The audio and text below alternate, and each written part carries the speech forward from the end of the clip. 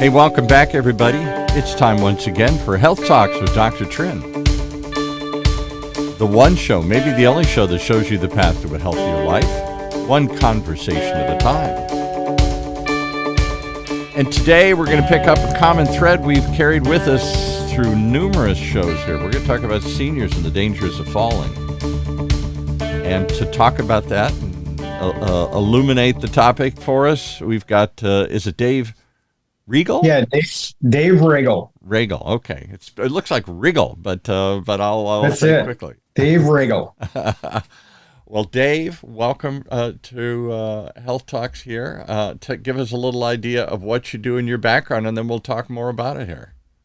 Yeah, thanks, Paul, and thank you, and thanks, Dr. TRINH, for having us on. I got into fall prevention about 10 years ago. I just turned 67, so I'm starting to get into the personal experiences of aging, and I'm glad I got into this industry. I had a different company in the Midwest for 25 years. I did energy conservation, and that was great and all that, and sold that in 2011. And 2013 or 14, about 10 years ago, I got into fall prevention. And my mom had suffered from a really bad fall before I got in this business, and it did not take me long to connect the dots and realize once I got into this, I had hundreds of meetings with seniors, and I started to hear all these stories about falls, and boy, the bug got me. And so I moved here to Orange County, and the resources out here are so incredible that I started to expand our reach and what we can do for clients. And it's an exciting ride out here. This is quite a needed product. We're an aging population. Absolutely. So I share your experience and your age. I'm 67 myself, and I, as I've detailed on this show and others, went through 3 times the final journey here with my mom, my dad, and my mom's late sister, who never got married, my aunt. I'm an only child, so it fell to me all 3 times to take care of each of them as they went through their final phase here and eventually died, and watched them living alone as up until the very end in my aunt's case, and the panic, the problems, the fear that caused in them and me, taking care of them remotely. I didn't live with them there. I'm wondering, Did my dad fall? Did my mom fall? Did my aunt fall? And boy, did they fall. They fell a lot. And I just remember the words of my father's doctor, who my father was a World War II bomber pilot, grew up in the greatest generation, overcame everything, poverty, the Depression, World War II, big, tough, rough guy. What killed him eventually was a fall. And his doctor warned him years before and said, I can do everything. My dad had a stroke, no problem. My dad had heart bypass, no problem. But as the doctor said, he had leukemia, blood cancer, no problem. But what the doctor told me, he said, I can't handle is if you fall.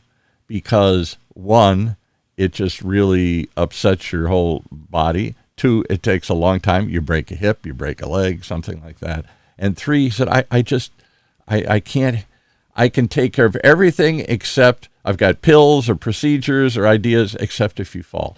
And I thought that was an overstatement on his part. And for years, my father was just such a practical guy. And my dad lived to be in his 90s, and he lived alone after my mother died.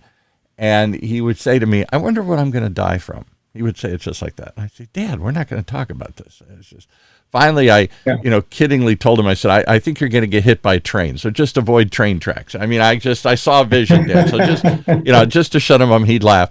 But in the end, I mean, literally, my dad went through heart problems, cancer, strokes, all that stuff. That's not what killed him. What killed him is he was trying to pull a loaf of bread out of the freezer that had stuck. And he yanked on it, and it gave way, and he fell backwards and hit his head on the counter, and immediately his brain swelled, immediately went into emergency. His girlfriend, at the time, he'd found a girlfriend down the street who was equally in her 90s. She found him on the floor, rushed him to the hospital, And he didn't die right away. It took a couple of months, in and out of consciousness. His brain would swell. And honest to God, he died from a fall trying to pull a loaf of bread out of the refrigerator.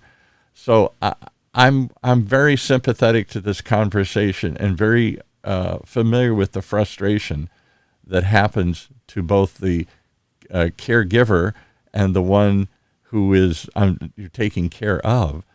Talk about that disconnect, how we deny that this is really that big of a deal. Oh, there's bigger issues to deal with than falling. I don't think so. Well, I couldn't get my dad to put in a grab bar. And I'm in the industry. Yeah. I mean, it's denial. We all think, I've heard it a million times, I don't need that yet. Yes, right. Exactly. Well, it's never been funny. And I go to events and people are going by on a walker, they can barely move, and they're saying, I don't need it yet. Mm-hmm. I'm a Marine. Well, we're not going to wake up tomorrow and be 21 again. No. It's just not going to happen. It's in almost all cases, our mobility is going to decrease, not increase. And so that's what we do. When we do a home assessment and we're looking at someone's home, and if they want to stay there the rest of their life, got to make some changes. And most do. My mom was the first one. I give you just the other quick parameters here, and we'll talk about all three of these as examples of what you're talking about. So my dad, big, rough, tough guy, didn't want to hear about falling, didn't want to take any measures to prevent falling. Falling was, that's one, it's no big deal if I fall because I'm rough and tough, I'll just get up. And two, I got bigger problems, bigger issues. Falling sounds like for little kids or something here. My dad, I'm falling. So he had a pride about it. My mother lived the last years of her life in constant fear of falling. She had Parkinson's disease. So she shook very hard. And the more she shook, the more she got embarrassed, the more she got wobbly, the more she got unstable. And eventually she even got a dementia out of it. And all of those things, just the one problem we were all worried about is her falling, because she did it all the time. She broke her nose, she didn't break anything like a hip or anything, but she broke stuff all the time because she fell all the time. She was unstable. And then it got to the point where she was frightened to even get up, which only exacerbated how weak she was. She wouldn't get out of bed. She wouldn't get out of a wheelchair. She wouldn't walk or do anything, simply because she'd fallen so many times. She was afraid of that next fall. That became an overriding fear in her life. And then in my aunt's case, her sister's case, she saw this with my mom. She saw this with my dad. She was the last of the Mohicans to go. And she died a couple years after my dad in her 90s. And she was fiercely independent, like all of them. Never had any children, lived alone her whole life, did well.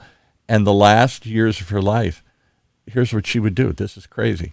She would get panicky in the middle of the night, always in the middle of the night, like 2 o'clock in the morning, 3 o'clock in the morning. She'd get up. She couldn't go. She was sleepy. She was disoriented. She had to go to the bathroom. And she would try and go, and she couldn't, or she'd get unstable. And she would call the police. And the police, she'd say, help, I can't get up. And the police would come, literally break down her door, break the lock, force the way in, get her up, and then she'd say, oh, thank goodness. And then she'd say, now what? And they'd take her to the hospital, and the hospital would say, what do you want us to do? You're 92. I can't keep you here forever. There's nothing wrong. I can't give you a pill to stop you from falling. I can't give you something. She was overweight. She had a blood cancer that made her very weak. So if we can't change these factors, you're going to be weak, and you're going to you need to go somewhere. And they'd call me up, and everybody would call me up, and I'd either race out there or I'd be talking to a long distance because I'm 2 hours away. They're out in Palm Springs. And I would say to her, we get these big fights, and I say, you got to do something. And then the next morning, it's fine. It's okay. And I'd say, until the next time.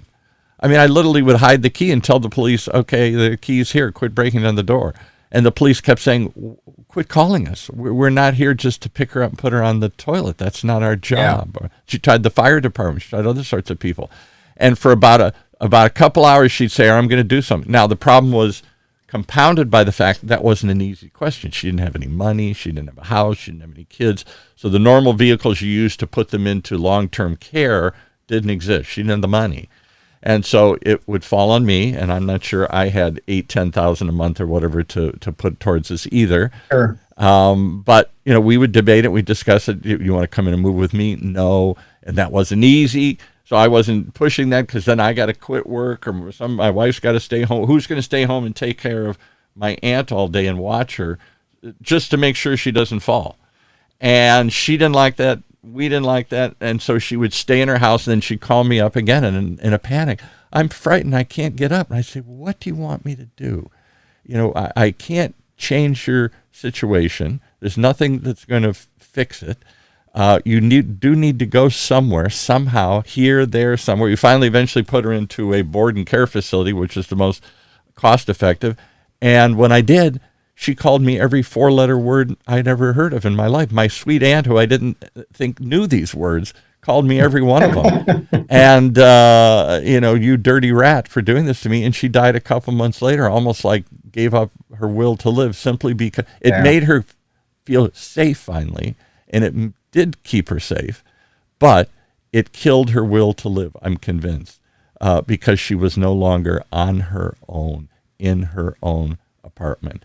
Lots and lots to unpack in there, but I've seen this from multiple things. I've seen where the fear, it can immobilize you. I've seen an old man that said, I'm too tough and rough. I'm a big, tough guy. I'm never going to fall, and who cares?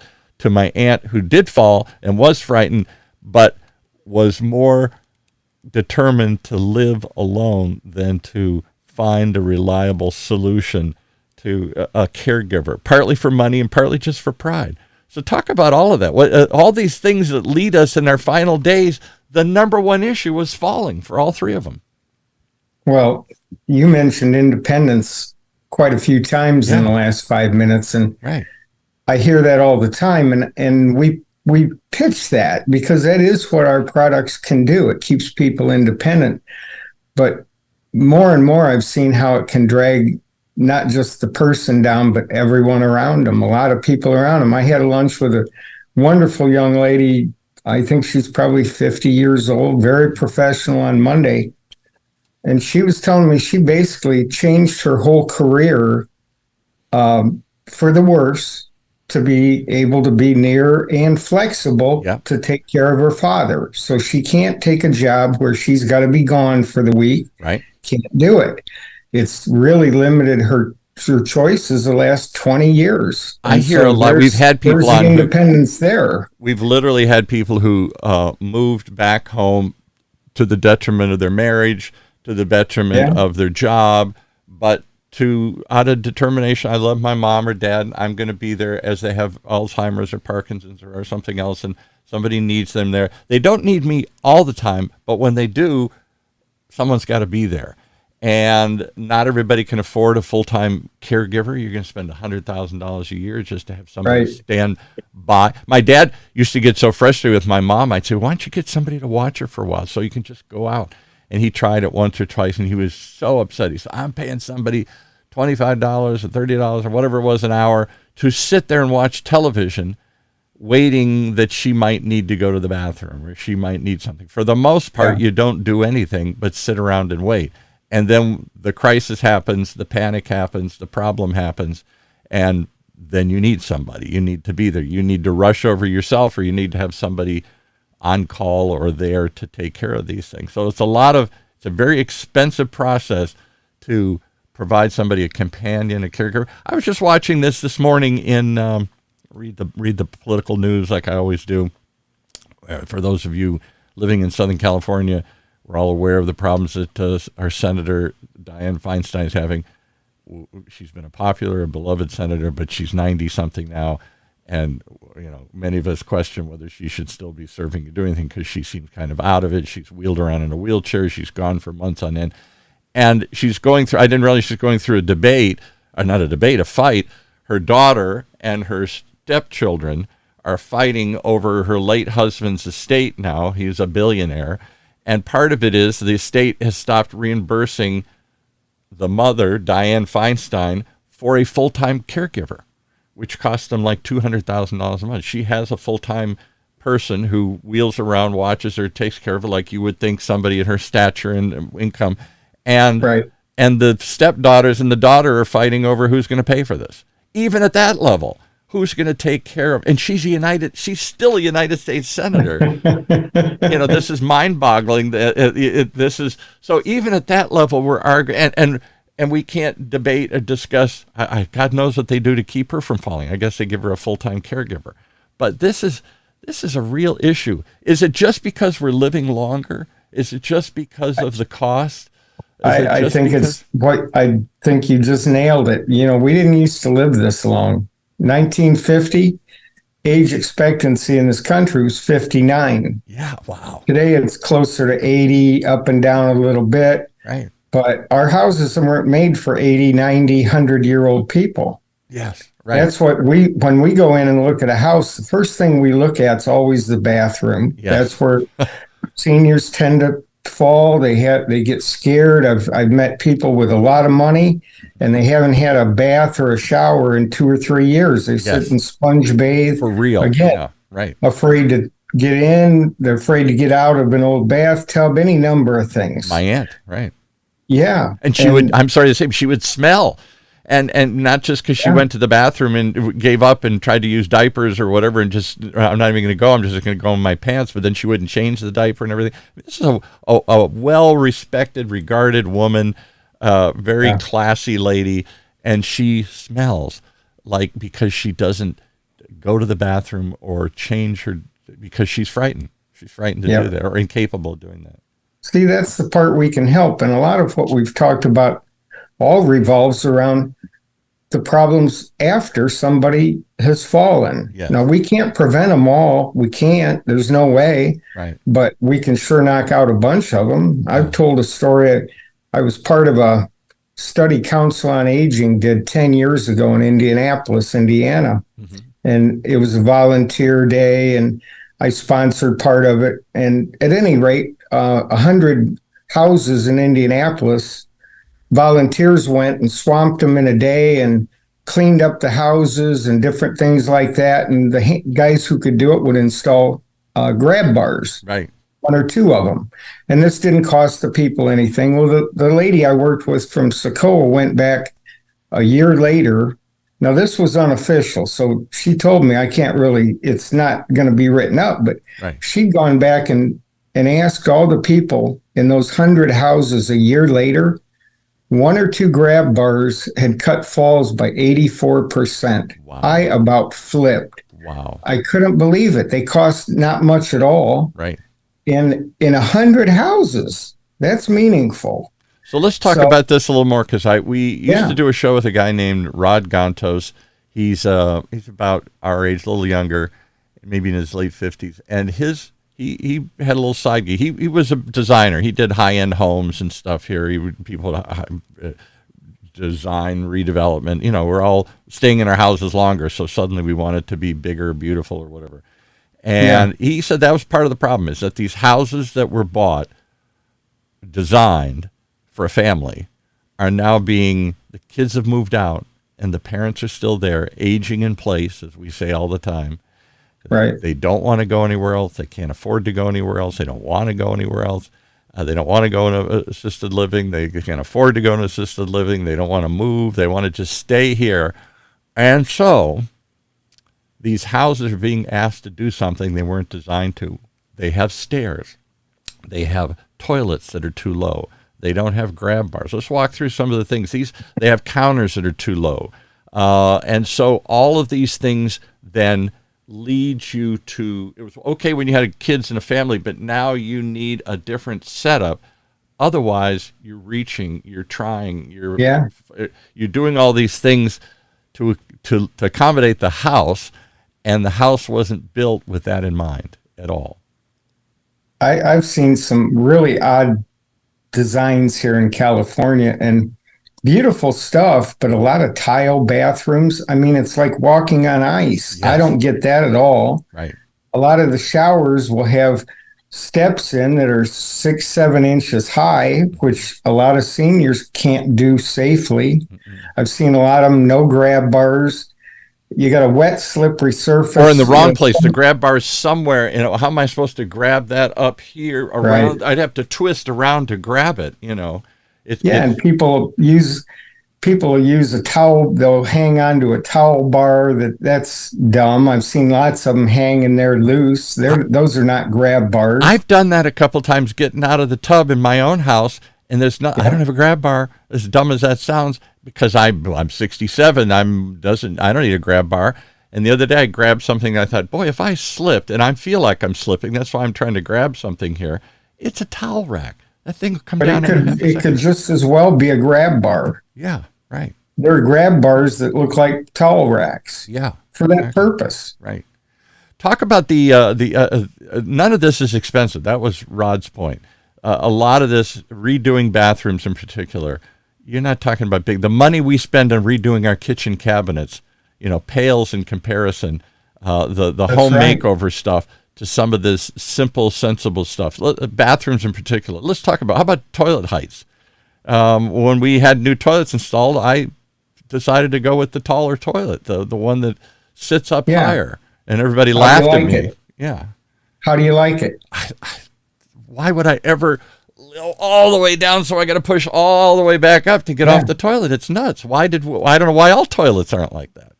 That's how grab bars are. Once you've got grab bars there to hold on, you use them every time you use the shower or every time you're in the bathroom. You just do. I put them in hallways or railings. It's something to lean on is a good thing. But yeah, the grab bars, the one thing I will say is anybody who's got these stick-on suction cup grab bars, those are really a joke. My wife tried buying one of those. I couldn't believe the first time I saw those on a shelf, and I thought, "Are you kidding me?" Yeah, my wife actually bought one. She was going to put it in the. Yeah. I said she saw it on, some thing and sent for it. And said, wow, it's cheap, and I'll just a suction cup. I said, that's not going to work. What's that going to do? Yeah, they dry out if you don't use them for a few days. Sometimes they'll fall off the wall on their own. Yeah. Right. It's one thing if you're going to steady yourself. It's another if you're diving and you need something there. Right. You don't want to wake up with a grab bar in your hand. So grab bars are one. Toilets, replacing the toilets with higher seats is another. So you don't have to squat down as far and push yourself back up as far. It's easier to get on and off. What other things? Tile. Well, we all have tile in our bathrooms, and that tile is like ice. I don't know why we. What can we put there other than tile? Because you don't want water. You don't want carpet, so you want something that's waterproof. There's different types of flooring. I can't get into all that, Paul. I'm not an expert on different types of flooring, but there are plenty around that are slip resistant. Plenty. I can't think of, even in my parents' house and in my aunt's apartment, I can't think of anything that wasn't slippery on the floor. We've all gone to these fake, look like wood planks, but they're really, I don't know, kind of plastic laminates and stuff here. And they're impervious to drops and mold and everything else. But they're slippery especially if you get water on them at all here. Well, we start in the bathroom. Almost all of our business starts with replacing an old traditional bathtub. Right. Anybody trying to get over a 15, 16-inch tub wall, it's an accident just waiting to happen. And then you're standing and trying to stand up and go all the way down. And, my father finally gave in and started taking showers late in life. He hated that because he was a bath guy. My aunt, too, she just loved getting down into a bathtub. But the act, not only getting over the counter, but the act of putting her whole body down and then slippery standing back up, her legs were weak. She couldn't lay down and stand up, even particularly on a slippery surface, particularly with no grab bars. Yeah, we put in low step showers that have maybe a 1-inch threshold to get in or none. Yeah. So, it's when she would go to the hospital, her favorite thing, and they'd keep her overnight, and then I'd go pick her up the next day and I'd go pack her a few little things.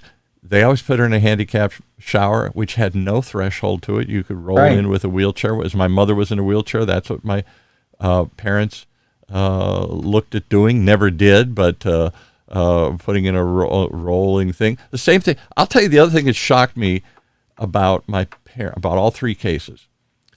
I wasn't ready for falling. They weren't ready for falling. None of us, that wasn't on the radar screen. Cancer, heart, big issues. That's what we were all worried about. The second thing was the fear. that comes with all of this, the fear of falling and everything, how immobilizing that is, and how that leads to more falls.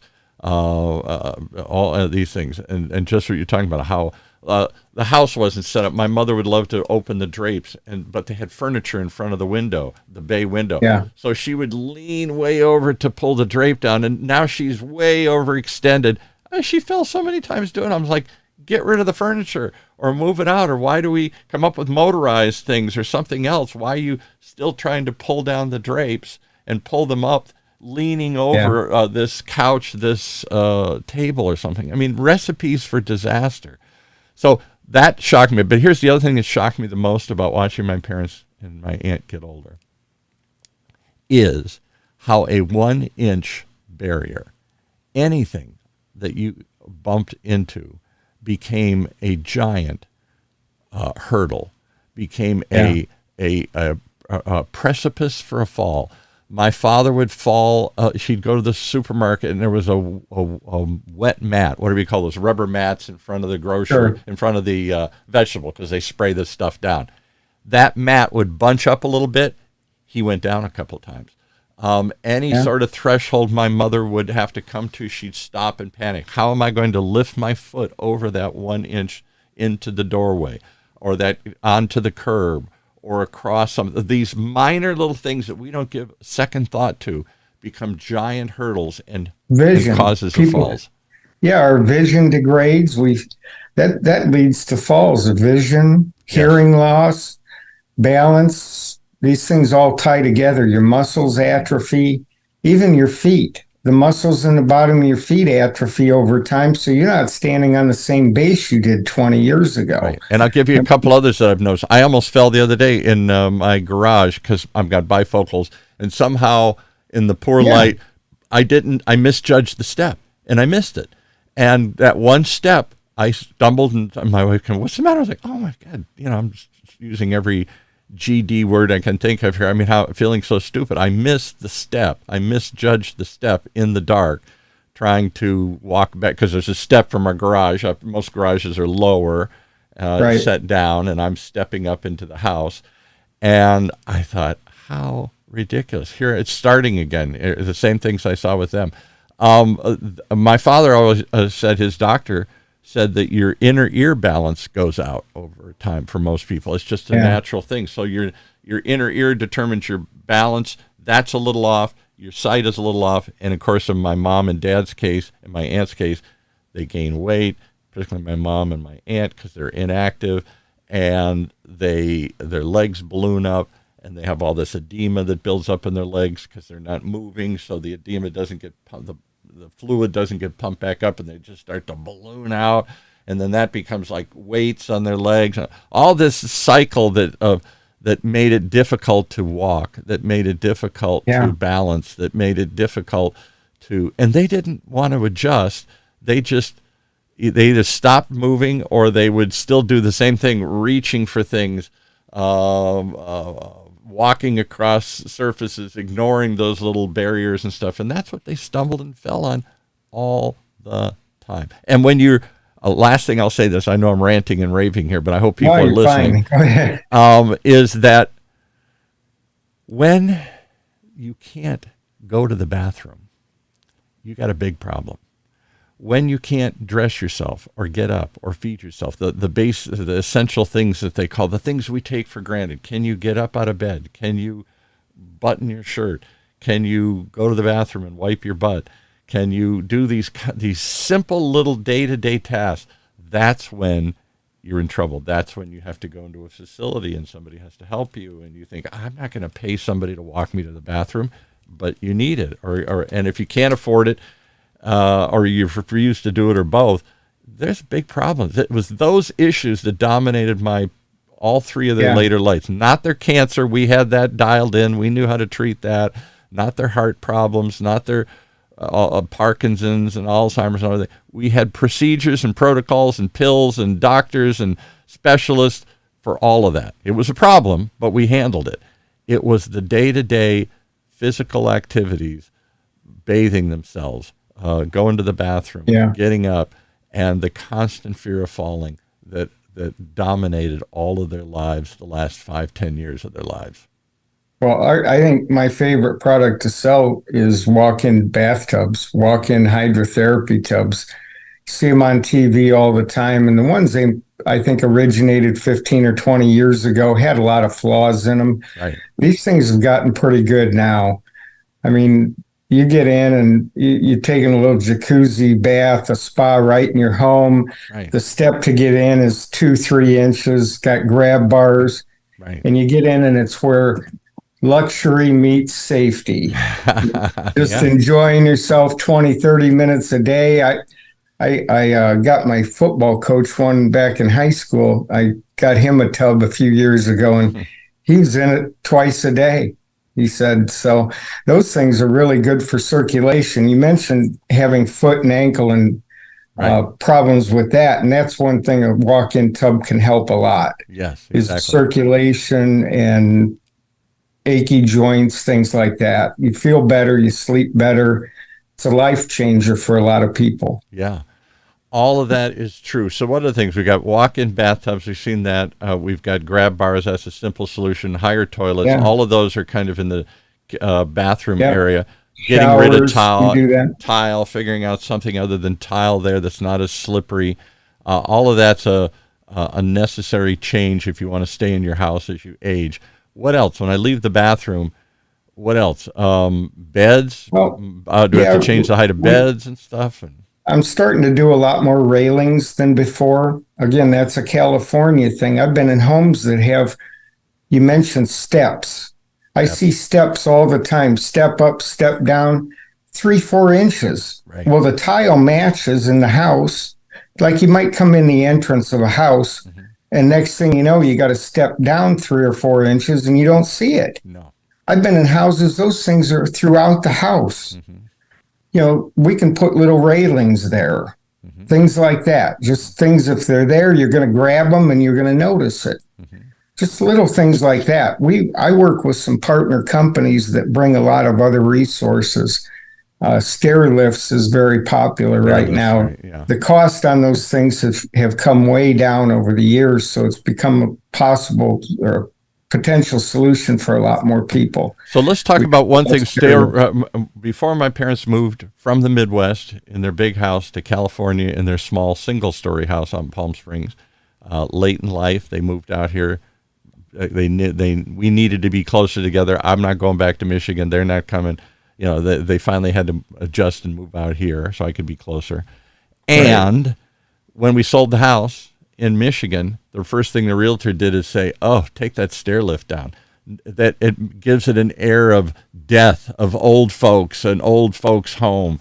Some young couple doesn't want to see a stair lift when they walk in. Is any of this stuff? Let me tell you, Paul. When somebody 85 asks me, "Well, what's this going to do for resale?" I said, "Who cares?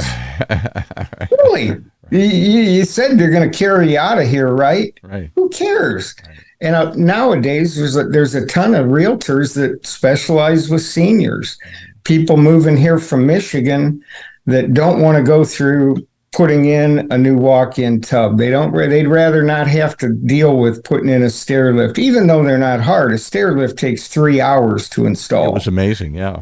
Tubs and showers take 1 to 2 days. But yeah, there's and that was this other guy, this Rod Gonta said, there are ways today to design this stuff. It's getting better. It doesn't have to look like a sore thumb. It sticks out at you, this handrail, this grab bar, this something, this different thing. It can be incorporated into design as if it was always there.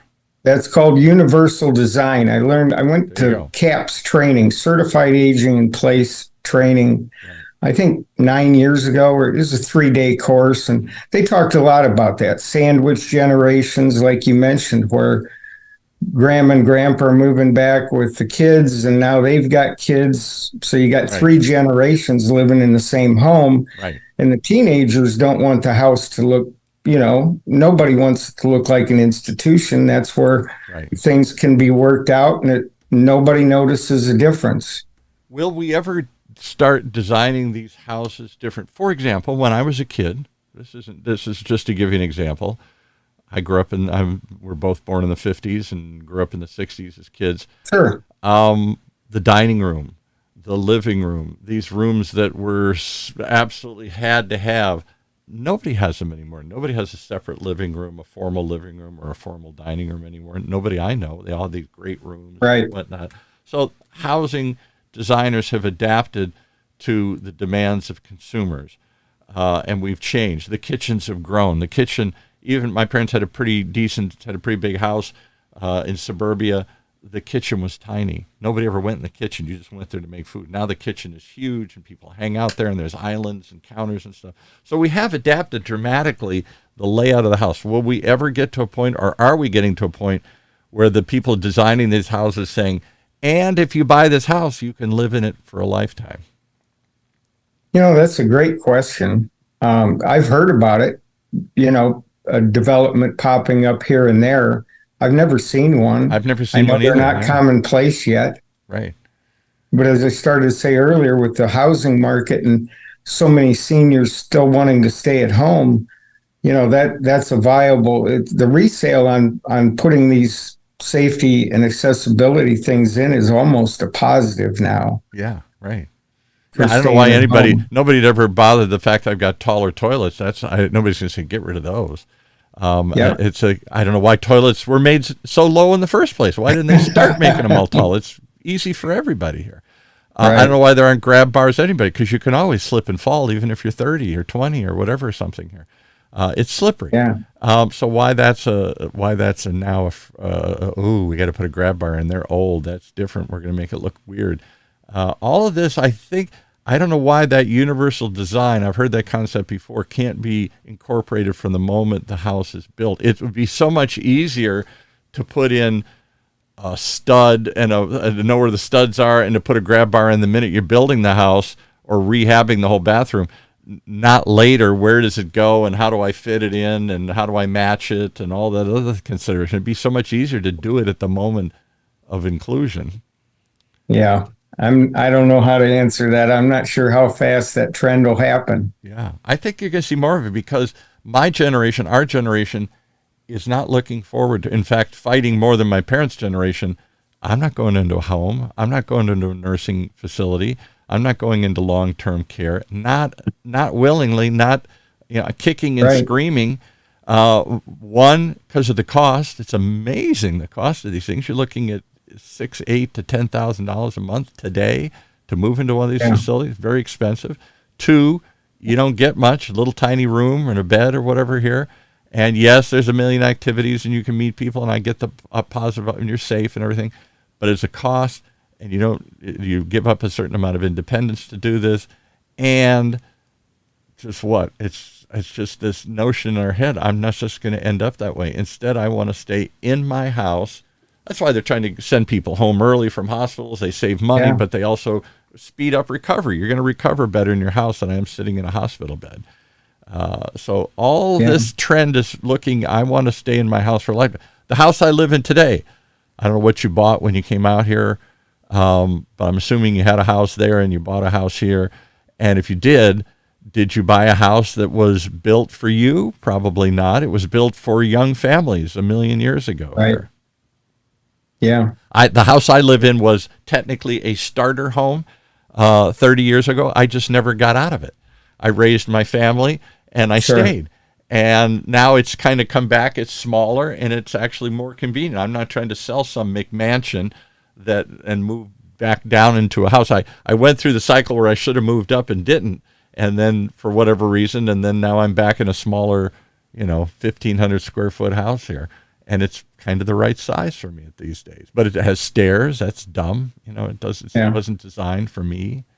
It wasn't with me in mind. Something we just now were able to start offering that I'm super excited about are fall alert devices. Let's talk about that. Yes, exactly. Well, they've been around, and the joke about, hey, I've fallen, I can't get up. Well, it's not really a joke. No. And pretty much anybody that lives alone should have one of these. We have pendants, we have watches. It's like having a cell phone around your neck. Right. You were talking earlier about someone getting scared and calling people in the middle of the night. If someone's having an episode, they can push the button on it and summon help, right? Just like that. Right.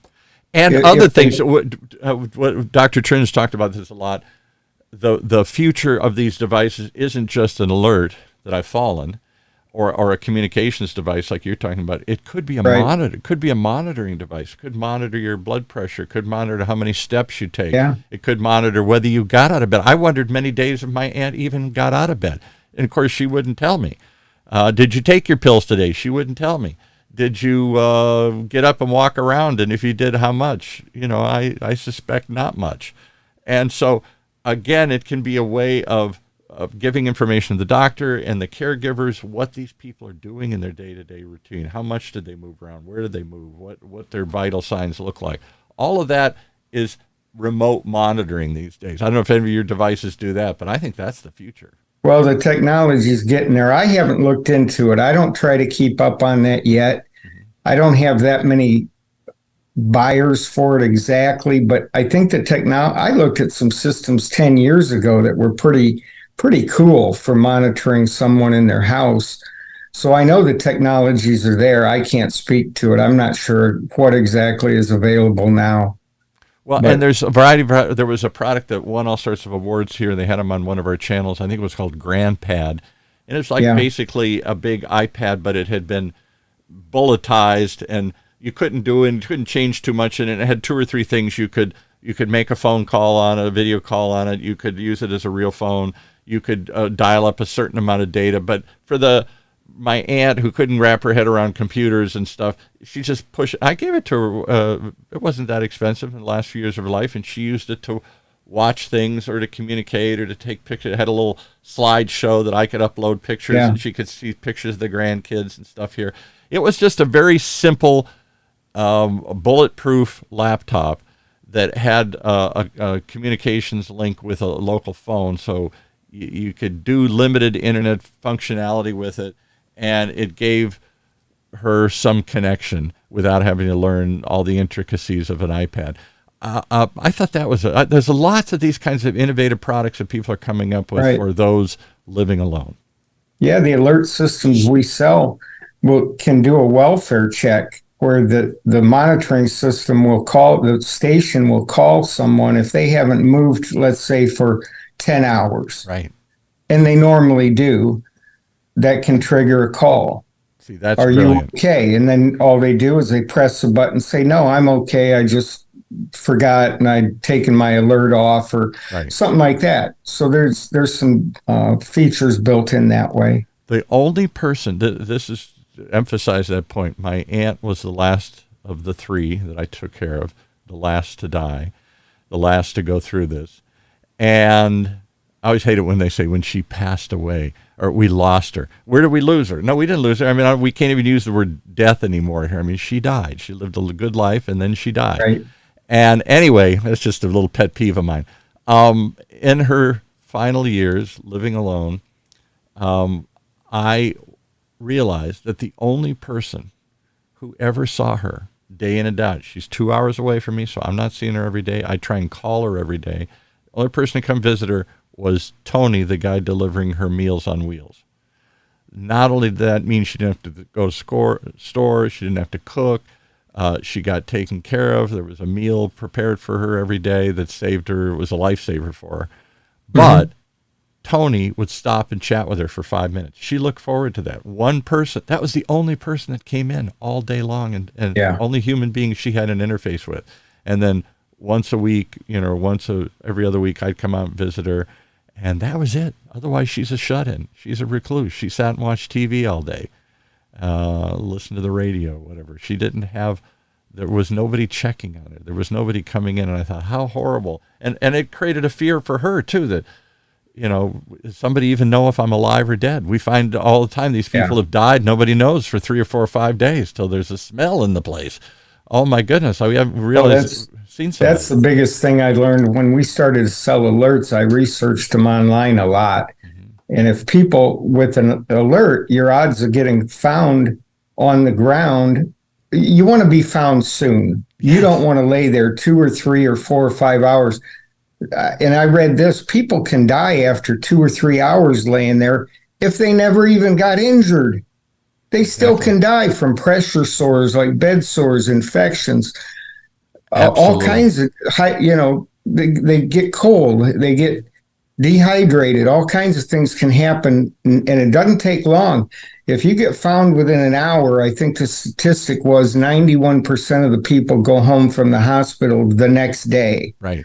You lay there 3 or 4 hours, it turns into, well, 2 weeks, and the mortality goes way up.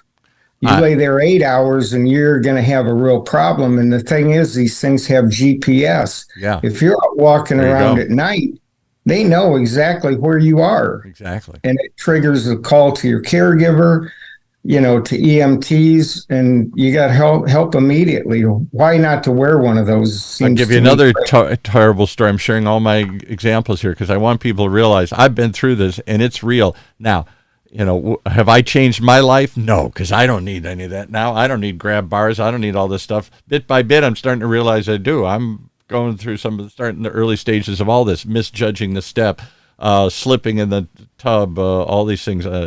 Slowly, I'm starting to think I do have to have a taller toilet and some other things. So here's another great, terrible example, not a great example, but a perfect example for you. So my wife's parents lived alone back in Pennsylvania, and her sister was nearby, so that there was somebody to take care of them.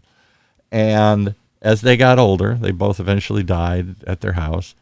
And the dad died first, a heart attack or something, and then the mother is living on into her 80s. And it snows back there, and it's a multi-level house. One day, she went out just to pick up the news because she still got a newspaper. It was in the front. She had to open the door and pick up the newspaper. Yeah. She did that, and as she leaned over, it's snowing, she fell. And she fell into the bush. Thank goodness. It's cushioned her blow. But she's laying there in the bush, and she can't wiggle out, so she gives up even trying. She doesn't have a cell phone. It's snowing out. This 80-year-old lady is laying in a bush. This is in a suburban neighborhood, and nobody notices there's a lady just laying in the bush until her Yeah. neighbors saw her, and she laid there for like an hour. And we were all horrified. Had she laid there much longer, she would have frozen to death on her own doorstep, picking up the newspaper. I mean, Yeah. is that I, mind-boggling? That almost killed her because that simple daily activity she'd done for 30 years was now difficult at 80 years of age. And Paul, well, just to interject, you mentioned that the cell phone. Many people use the cell phone as a GPS and as an alert, but the problem is that not everybody carries the cell phone with them everywhere. So Not out to for get the follow-up, newspaper. Yeah, not to go to the yes, bathroom. right. And so, I mean, for the fall alert, because it has those wonderful features like the GPS, the wealth check. I mean, I highly, encourage even myself when I'm about and about at 10 at night networking, it has a button that I could quickly, click on for help. And it dials all these numbers depending on what I've entered into the system, whether it's my husband first and kind of trickles over to the next person. But it definitely has 911 or my doctor, whatever it is. Yeah. Yeah. I'll give you another silly example. I'm going to bare all my secrets here today here. So I'm 67. I work at the University of California, Irvine's Beale Applied Innovation Center, this high-tech center. And, of course, it's all biometric, and it all locks itself down. We don't have keys anymore to get into the doors and everything here. And the building locks totally at like 7 o'clock at night. I'm there the other night, a little later, 7:30. I go downstairs, I go out the front door of this 3-story building, I go out to my car, I put something in there, and I turn and I go, oh my God, the door has locked behind me. I fortunately had my cell phone, but normally I don't walk around with my cell phone when I'm at work. I have it sitting there on the shelf. There's no key to open it up, and I realize I can't get back in the building. My wallet is upstairs. That had the little secret passcode, the fob that allows me in, and I'm outside the building feeling like an old fool because I walked out and let the door close behind me. Now, fortunately, I had that once before. I have security on the phone. I called them up and said, "Oh, it's me again. I walked out. I'm locked out of the building. Can you come over and get me?" And they send over somebody to open the door. But had I not had the cell phone, what would I have done? My wife would be wondering where I am. Everybody be wondering where I am. I can't get into I guess I could drive home because I had the car keys, But I don't know. Or wait in the doorsteps like most kids get locked out. Yeah, like kids getting locked out. I felt like a little stupid kid that got locked out of the house here. And I thought, you know what? How stupid. I have to make sure I carry my wallet with me that has the little fob in it, the little access card, and I have to have my cell phone with me. I could just as easily have not had either one of those. I'm just walked outside for a minute to get something, and all of a sudden the door locks behind me. But if I had, now would I walk around with a little thing? No, I'm not that's for old people. I'm not going to walk around with a little alert. Why not? Why not? If it particularly looked like a watch or something else. Watch. Yeah. Why? Mm-hmm. Yeah. Maybe we should all have these things on us here all the time. Because I that was just a brain fart. That was a brain mistake on my part here. And I do more and more of those at my age. And it's like, oh my God, I could lock myself out of the house here. You aren't the only one. I have hidden keys outside because I lock myself out of the house, and I know where to go get the key now, so I don't have to break a window to get back in. But, you know, we are getting to a point where we have to recognize these are real things happening to us, misjudging the step, forgetting something, leaving something behind, and yet I'm no different than everybody else. That's for somebody else. That's for later, much later down the road. Hey, folks, later's closer than you think. Let me tell you, we partnered this year with Caduceus Medical. They have 7 clinics in Orange County, and I learned a lot from the doctors there. And the chief medical officer's Dr. DiNicola, and he told me 1 out of 4 pregnant women fall. What? Who knew? Who knew? I never knew They that. do a lot of work with women at Caduceus. Yeah, and Dr. Nathaniel Makes sense because you can't. You got a giant baby bulge. I can't see the step like I used to, or whatever. I'm a little out of balance on my body. Right. I'm leaning forward. I have a weight in front of me here. You know, on and on and on. It makes total sense. Well, Right. since they partnered with us, now they screen their patients when they're in the office. They'll ask them questions about their fall risk, and if they're at high fall risk, then that triggers an assessment with us. We get an email and we can offer up a home assessment to the people at high fall risk. And what does that entail? So you walk out and what? You start eyeballing, oh, did you notice this? Did you notice this? It's real custom. I've been doing this for about a year now with home assessments, and really we do them all the time without knowing it. Right. But sometimes it's 5 minutes. I go in and somebody can say, hey, I have a problem over here. Can we just grab? Fine, that's good, and we can help with that. If they're not sure, then I can take a walk around, point out, well, we could do something here, we could replace this, and people can say, yeah, let's talk about that, or no, I don't need to do that yet, or things like that. That's what we do at a home assessment. We offer up some ideas that people maybe didn't have before. Any other things? You had the voice of Marisol appear here, your marketing person here. Anything else, Marisol, or anything that we're missing? Yes. And Dave just triggered an old memory of my mom. And God bless her soul, she's already at peace, but she was pregnant with my brother. We're 5 siblings. And I remember coming out of a building. I must have been 8, and it's not raining hard, but I know it had been. The steps were definitely wet, and we were coming out of a building with a lot of steps. And she turns over. She says, "Mama, make sure you grab onto the railing. I don't want you to slip." Right when she's telling me that, she's pregnant, and she's walking down the steps, and I just see my poor mom slip and fall on her rear and go all the way down. I felt horrible because I'm 8. There was nothing I could do, and she could have lost the baby. But little things like that, and she was aware that we could have slipped, and she slipped. And I'm like, and back then we had no phone. There's no phone. Mobiles. What are you going to do? An 8-year-old's panicked. The mother's down. She's hit her head. She can't get up. She broke her leg. She's in an emergency. Do this. This stuff happens all the time. I'll give you one more. Now you're making these all come out. So not long ago, I still inherited my parents' house out in the desert. I rented out seasonally here.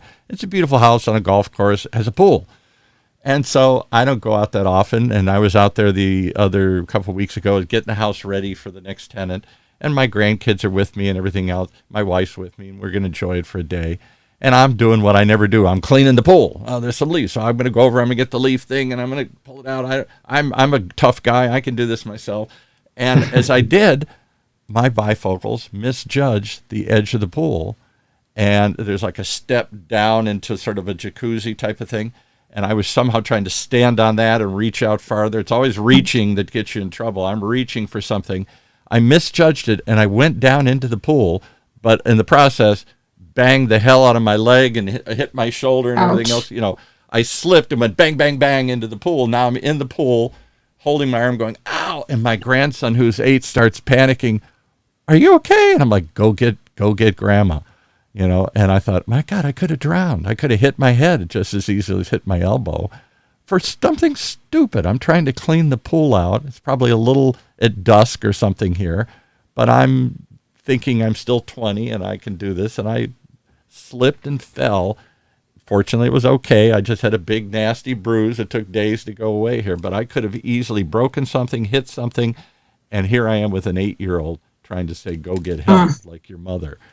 And a pregnant. This is not funny. It's not fun. Why is this not on our radar, Dave? I guess that's why. Why are we fighting this? Why is this something that we all have these experiences, but then we just go, I made it, on to the next. I don't need to think about any of this stuff. I don't need to change anything. I think it's what we talked about 10 minutes into this. It's denial and planning ahead. Our parents didn't have to do these kinds of things, and the products weren't available anyway. Right. Exactly. If they had a problem, they had a problem. Now there's so many resources out there.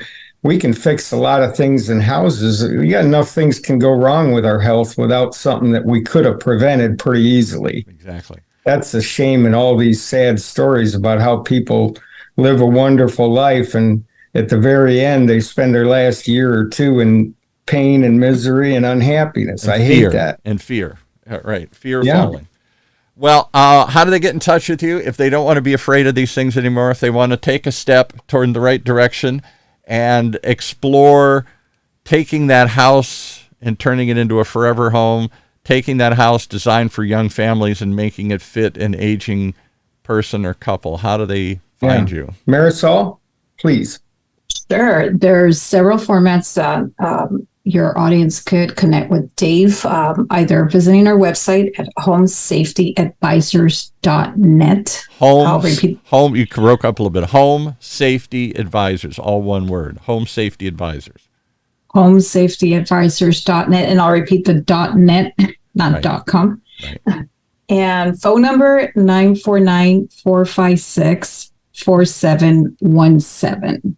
Okay. We are also on social media because we do, and you mentioned like everybody's in denial, so we want to bring awareness. We do a lot of networking with healthcare professionals. We do blogs, events. You will typically see us like at an Alzheimer's event with our booth, our table, right, and trying to reach out to these people. I mean, and you don't have to be old. I mean, there's people with health issues. And I'll give you an example. We just recently had one of our close friends for 20 years. He lives in Florida, and he was having a lung issue where it would fill up, the fluid fill up his lungs, right, and he would pass out. And for somebody to get to him, he lives in a remote area. He could have definitely. I almost want to say I kind of kicked myself because we were in talks of getting a fall alert to him, but it was a little too late. So he passed away on his second fall in less than 2 weeks. Died from a fall. That's what killed. Yeah, he passed out, hit his end on the bed, and he passed out. Well, my late father, the big, strong bomber pilot who flew through every other health crisis in the world, and like it was nothing, heart attacks, strokes, cancer, what killed him was a fall. That was what finally did him in. And I'm telling you, the power of a fall, the fear of a fall, and the complications of a fall are not to be ignored, but we do. And I'm included in that. As much as I saw this, no, I don't have grab bars. I'm still thinking I can lean out and clean the pool. I'm still taking shortcuts. I'm still, it makes me in my own mind think I should be calling you guys here. I should be going through this stuff here because we don't do enough until it's too late. That's the message I give everybody. And then we wonder, why didn't we? Don't wait anymore. Don't wonder. Call them today. The number again is what? Home Safety Advisors. And what's the phone number again, Marisol? 949-456-4717. I hope your phone lights up. I hope we get a lot of people because, boy, one little simple effort like this can save a lot of misery and fear and problems and pain and maybe save your life. It's that serious. That's right. And Paul, I'll finish with one more thing on the outreach. If any other medical professionals want to talk with me, meet with me, we'd love to get involved with more medical practices like Caduceus. I think that's a good point because I'll emphasize that. We'll go 1 minute longer here. As my parents and my aunt went through all this, the only person I knew to talk to was their doctor. I'd take him to the doctor and I'd take him aside and I say, what do I do? And their first answer is put them someplace. And I say, 1, they can't afford it, and 2, they don't want it. So what's your next option? And they'd shrug. I don't know. I'm a doctor. Right.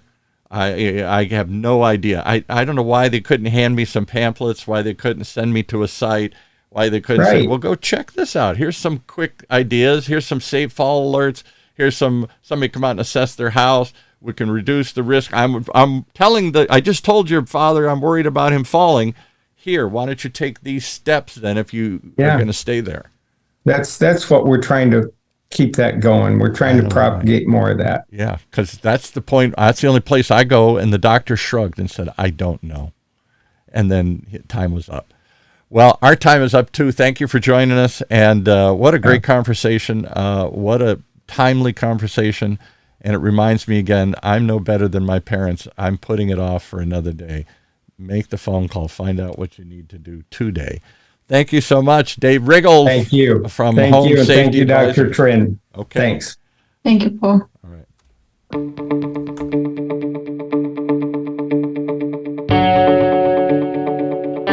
Well, there you have it. Some real life conversations make you really think twice about what we're doing. Simple stuff. Don't fall.